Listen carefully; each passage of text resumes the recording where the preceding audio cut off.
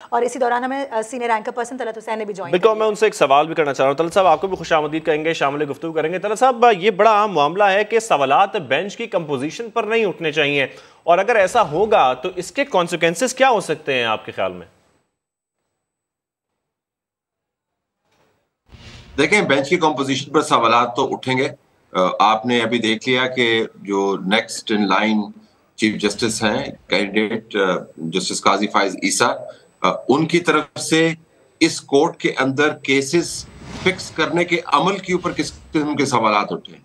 تو آپ کو سپریم کورٹ کے تمام کنڈکٹ کو ملا کے دیکھنا ہوگا. صرف اس بینچ کی کمپوزیشن کا معاملہ ہی نہیں ہے آپ کے سامنے اس وقت، یہ بھی دیکھنا ہے کہ کورٹ چلائی کیسے جا رہی ہے. آپ نے بینچ کمپوز کیا، اس بینچ کے اندر اعتراض والے جج صاحبان بیٹھے، پھر سیاسی جماعتوں نے اس کے اوپر اعتراض کیا، پھر ایک جج کی آڈیو لیک سامنے آ گئی، پھر محترم جج صاحبان جن میں سے ایک ابھی بھی اس بینچ کے ممبر ہیں منصور شاہ صاحب، وہ آپ کو بینچ کے اندر ہو کر بھی انہی معاملات کو اٹھاتے ہوئے دکھائی دیتے ہیں جن معاملات کو سیاسی جماعتیں اٹھا رہی ہیں.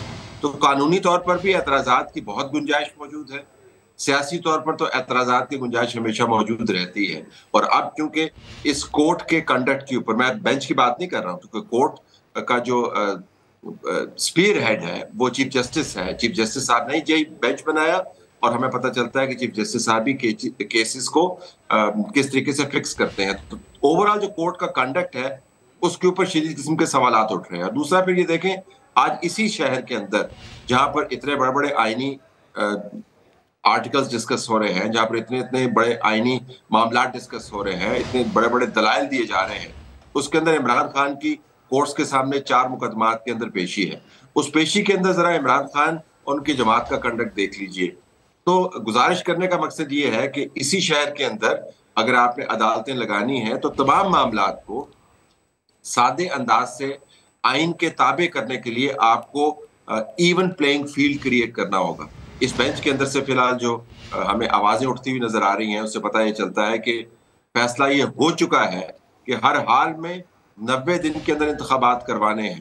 قانونی دلائل جو ہے اس فیصلے کی طرف جانے کا ایک رستہ ہے، اور اگر 5 رکنی بینچ یہ فیصلہ کرتا ہے کسی بھی صورت میں تو ظاہر ہے اس سے تنازع پھیلے گا، اس سے معاملات طے نہیں ہوں گے. میں یہی سوال لے کر ندیم صاحب کی جانب بھی آؤں گا کہ ایون پلینگ فیلڈ پر بنائی کیسے جائے، لیکن اس سے قبل میں آپ کو یہ بھی بتا دوں کہ انتخابات وفاق کا سبجیکٹ ہے. اٹارنی جنرل شہزاد عطا الہی کی جانب سے اس وقت دلائل بھی دیے جا رہے ہیں. جسٹس منیب نے یہ ریمارکس دیا کہ الیکشن کی تاریخ الیکشن کمیشن نے طے کرنی ہے، اعلان گورنر نے کرنا ہے. جب سب واضح ہے تو جھگڑا کس بات کا ہے؟ جسٹس جمال مندوخیل نے یہ سوال اٹھایا، جبکہ لاہور ہائی کورٹ میں سماعت 14 روز کے لیے ملتوی ہو رہی ہے. چیف جسٹس نے یہ ریمارکس بھی دیے. یہ سارے اہم ریمارکس بھی ہیں جس پر بھی گفتگو ہوگی، لیکن یہی اہم پوائنٹ طلعت حسین صاحب کا ندیم صاحب میں آپ کی جانب لانا چاہوں گا کہ ایون پلینگ فیلڈ پہ کس طریقے سے بنائی جائے یا کس طریقے سے بن سکتی ہے، یہ پاسبل ہے؟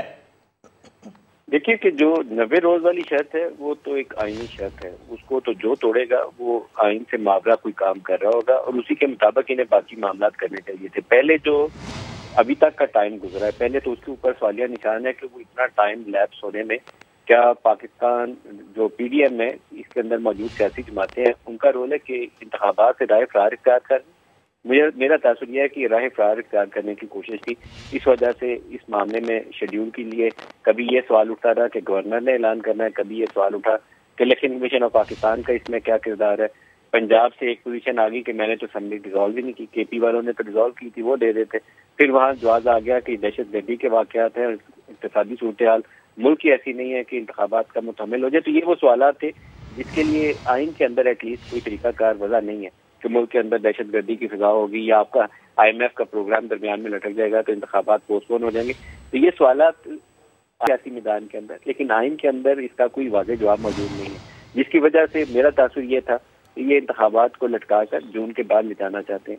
وہاں کل بھی جب آپ کی سماعت سامنے شروع ہوتی ہے، اٹارنی جنرل نے وہاں آرٹیکل 254 کا حوالہ دیا. 254 یہ کہتا ہے کہ اگر کسی آئینی شک کی جو گیون ٹائم فریم کے اندر امپلیمنٹیشن نہیں ہوتی، تاخیر ہو جاتی ہے، تو 254 اس کو کور کر لیتا ہے کہ وہ بذات خود وہ عمل غیر آئینی نہیں ہو جاتا. اسی کا سہارا لے کر یہ 2008 والی مثال بھی دی جاتی ہے کہ جب محترمہ کی اسیسینیشن کے بعد انتخابات مؤخر ہو گئے تھے تو وہ والی مثال بار بار دہرائی جاتی رہی. سیاسی حلقوں میں یہ تاثر عام تھا کہ یہ 30 جون کے بعد اس کو انتخابات کو لے جانا چاہتے ہیں.